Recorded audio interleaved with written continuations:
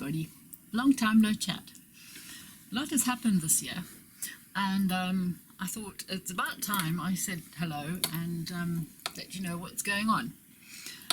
This year I have moved my business. That was one hell of a job, and I'm now in a lovely little place called the Henstead Arts and Crafts Centre, and I have a beautiful cottage-like unit with a showroom downstairs and my workshop upstairs, which is lovely and cozy. Also this year I got married. 20 years and 1 month to the day since my divorce, so I think it was about time, and I'm very happy, thank you. Anyway, there are a few things that I would like to share with you. A couple of hints and tips, maybe rather. I still get a lot of emails and a lot of messages, and I obviously can't answer them all, and I always just encourage everybody to look at my videos. Yes, I do need to update them, and I have got a vase that's halfway through, and I will probably complete that in January when I'm not so busy.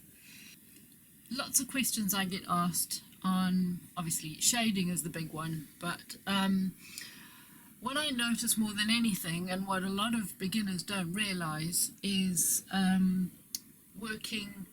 you're working negative to produce a positive.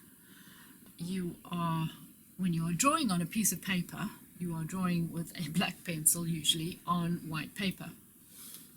And the most common mistake, and it's unbelievable how many people do this, even those that have been engraving for some time, you cannot simply pick up a drill or a scriber and engrave on a glass the same as you draw on a piece of paper.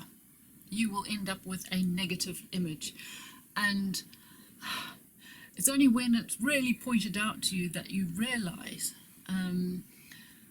what you have to do in the engraving world, well, at least in most cases. If you are drawing, for example, a simple little face, your eyes and the darkest area of the eyes, or anything that is a dark area, must be dark when you look at it.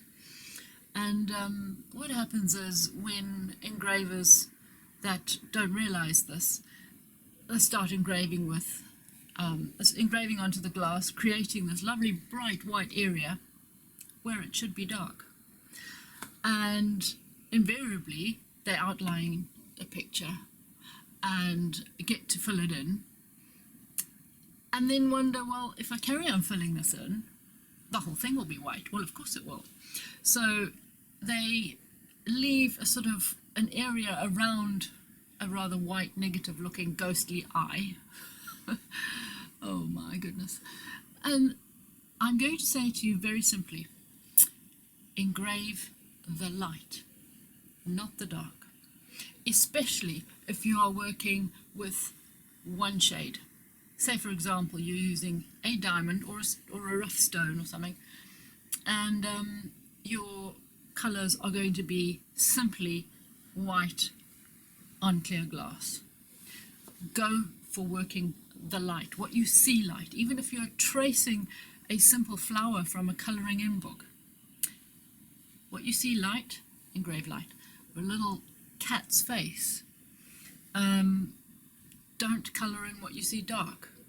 Colour in, when I say colour in, I mean engrave. In whichever way you're engraving, engrave what you see is light. When you take that picture away, if you are tracing, you will see something that is a positive image rather than a ghostly negative image. Right. I will at some point demonstrate this further.